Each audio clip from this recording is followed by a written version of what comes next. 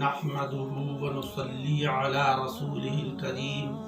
أما بعد فأعوذ بالله من الشيطان الرجيم بسم الله الرحمن الرحيم ألف لام ميم ذلك الكتاب لا ريب فيه هدى للمتقين الذين يؤمنون بالغيب صدق الله العلي العظيم وصدق رسوله النبي الكريم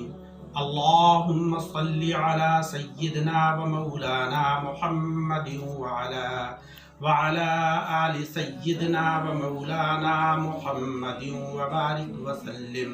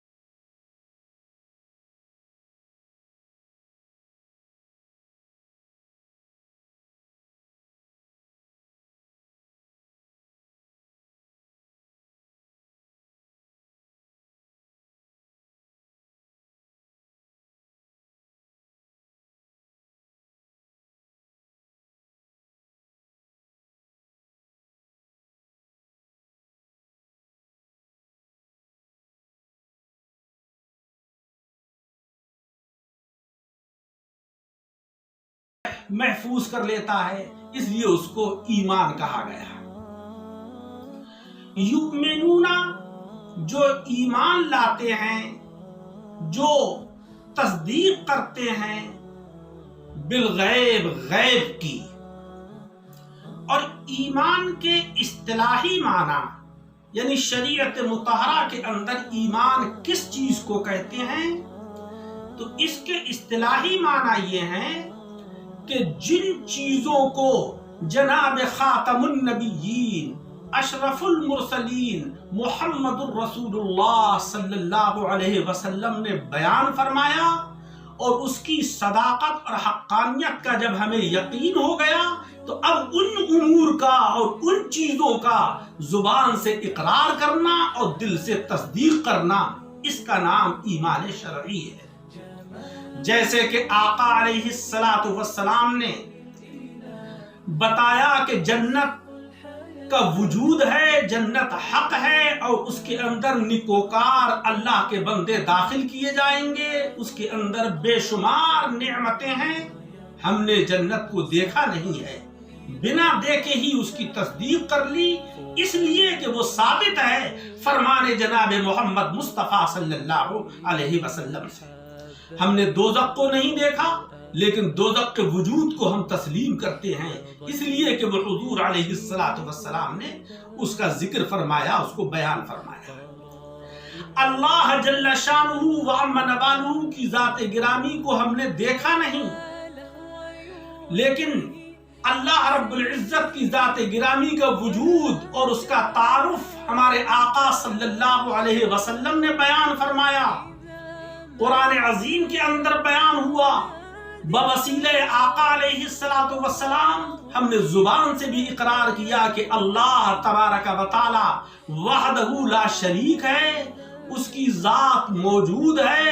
ہمیشہ سے ہے، ہمیشہ رہے گی وہ ذات گرامی، کبھی اس کے اوپر فنا نہیں۔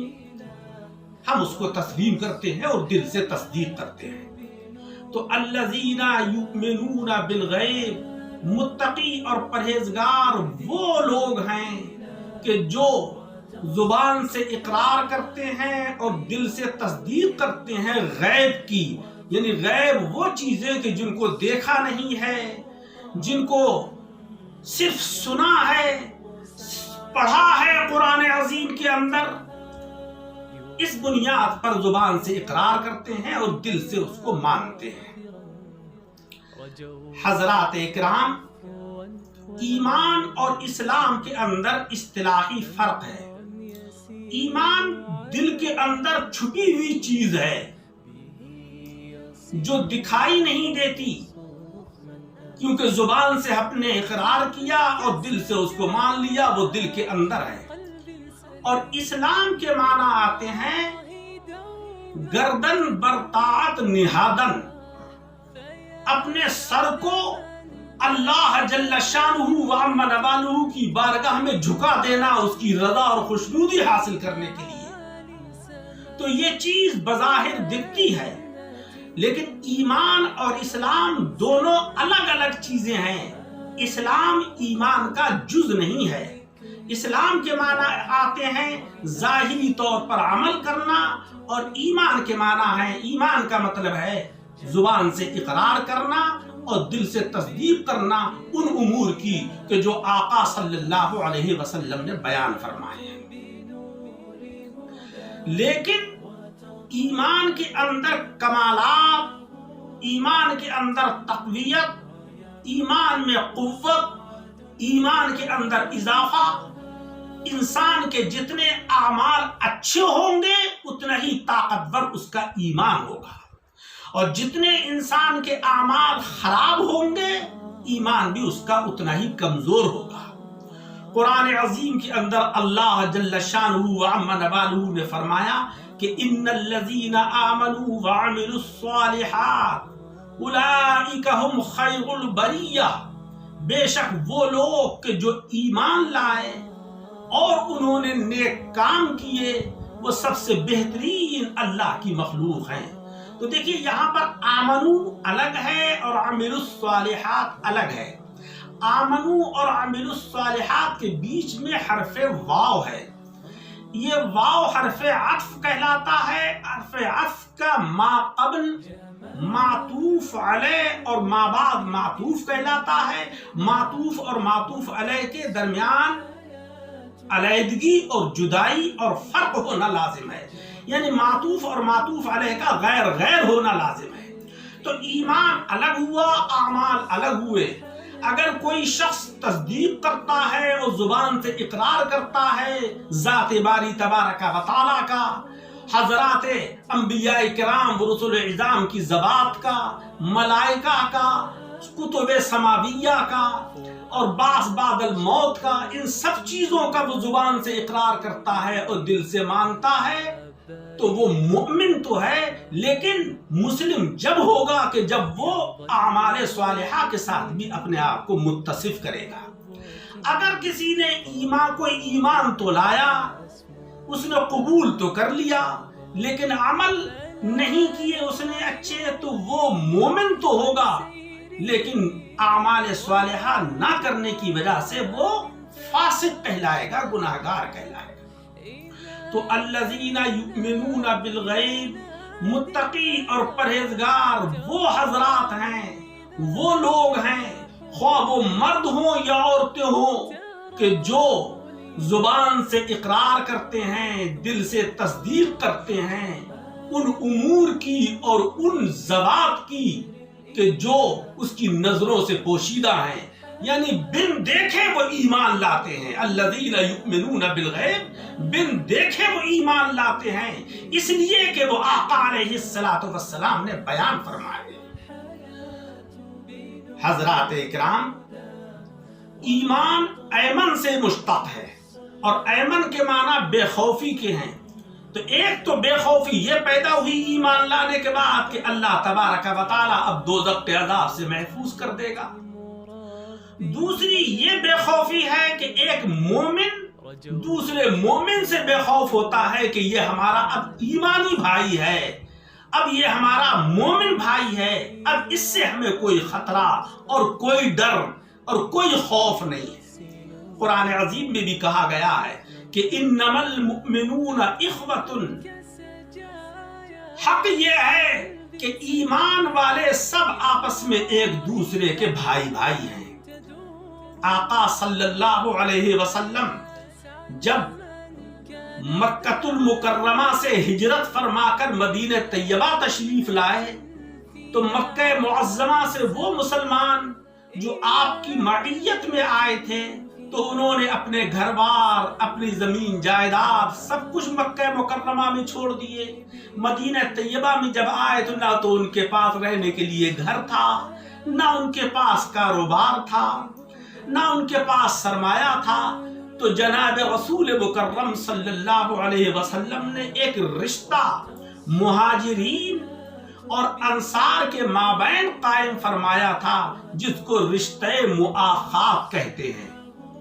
رشتہ مؤاخات کا مطلب یہ ہے کہ ایک وہ صحابی جو مکہ المکرمہ سے آپ کے ساتھ آئے تھے ان کو، اور ایک مدینہ طیبہ کے صحابی، ان کو آپس میں بھائی بھائی بنا دیا اور فرمایا کہ یہ اب تمہارے بھائی ہیں،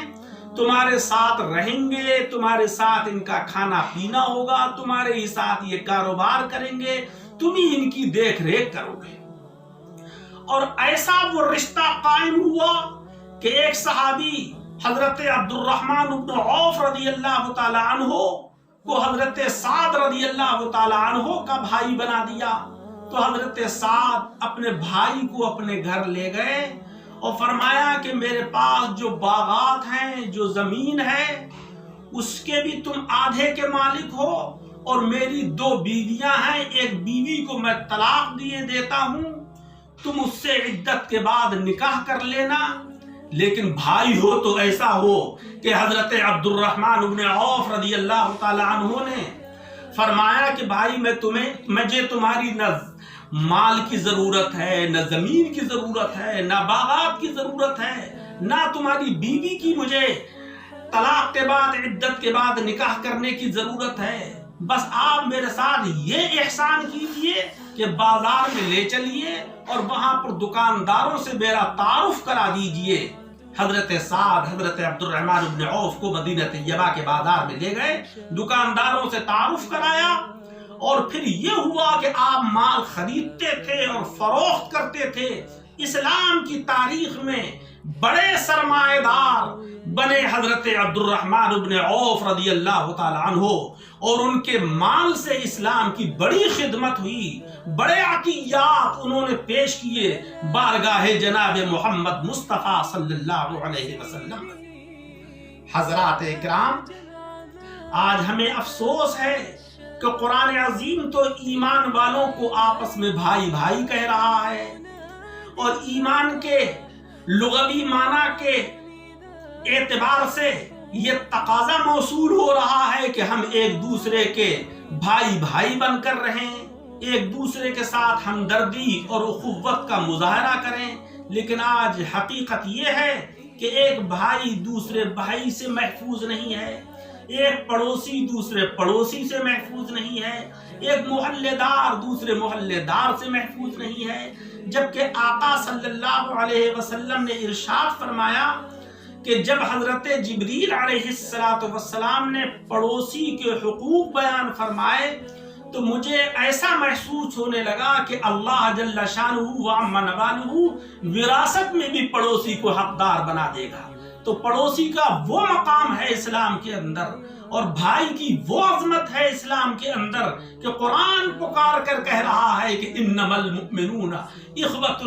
فاصلحوا بین اخویکم، بے شک ایمان والے سب آپس میں بھائی بھائی ہیں، ایک دوسرے کے ساتھ ہمدردی اور محبت کا مظاہرہ کیجئے۔ اللہ جل شانہ وعم نوالہ سے دعا ہے کہ مولا تبارک و تعالی ہم سب کو ایمان کی دولت سے مالا مال فرمائے، کیونکہ ایمان کی حیثیت ایک زمین جیسی ہے۔ اگر ہمارے پاس زمین نہ ہو تو نہ ہم اس کے اوپر کھیتی پیدا کر سکتے ہیں، نہ اس کے اوپر باغات لگا سکتے ہیں، نہ اس کے اوپر ہم مکانات تعمیر کر سکتے ہیں۔ جب ایمان کی زمین ہوگی تو پھر اس کے اوپر نماز کا باغ بھی لگے گا، روزے کا باغیچہ بھی جگمگائے گا، زکوٰۃ اور حج کے باغیچے بھی چمکیں گے، اور اعمال صالحہ کی جو عمارتیں اور جو بلڈنگیں تعمیر ہوں گی وہ سب کی سب ایمان کی زمین کے اوپر تعمیر ہوں گی۔ تو ایمان کی زمین کو اپنے ہاتھ سے ہم نہ نکلنے دیں۔ یہ ایمان کی زمین ایسی چیز ہے جس کے لیے ہمیں کبھی بھی کسی حالت میں بھی کسی طرح کا بھی سودا نہیں کرنا چاہیے۔ یہ بڑا سرمایہ ہے، بڑی عظمت اور رفعت والی دولت ہے، کیونکہ اسی پر ہماری نجات اور اسی پر ہماری بخشش ہے۔ اور ایمان کے اندر طاقت و قوت پیدا کرنے کے لیے ہمیں نمازوں کا اہتمام کرنا چاہیے۔ اگر ہم صاحب نصاب ہیں تو زکوٰۃ ادا کرنا چاہیے، رمضان شریف کے روزے رکھنا چاہیے، اگر صاحب حیثیت ہیں تو حج کرنا چاہیے، اپنے آپ کو اخلاق حسنہ سے مزین کرنا چاہیے، آپس میں ایک دوسرے سے محبت و پیار کا اظہار کرنا چاہیے۔ اس چیز سے ہمارے ایمان کے اندر پختگی اور ایمان کے اندر طاقت اور ایمان کے اندر قوت پیدا ہوگی۔ اللہ جل شانہ وعم نوالہ مجھے اور آپ سب حضرات کو اعمال صالحہ کی توفیق عطا فرمائے، سچا اور پکا مؤمن بنائے۔ آمین وآخر دعوانا ان الحمدللہ رب العالمین۔ ہم نے یہ چینل صرف اس لیے قائم کیا ہے کہ اس سے دین کی اشاعت ہو۔ آپ حضرات سے گزارش ہے کہ آپ اس میں ہمارا تعاون کریں، ویڈیو کو سننے کے بعد سبسکرائب کریں تاکہ نئی آنے والی ویڈیو آپ تک آسانی سے پہنچ جائے، اور زیادہ سے زیادہ شیئر کریں تاکہ درس قرآن کا جو پیغام چل رہا ہے وہ عام مسلمانوں تک زیادہ سے زیادہ پہنچے۔ آمین وآخر دعوانا الحمدللہ۔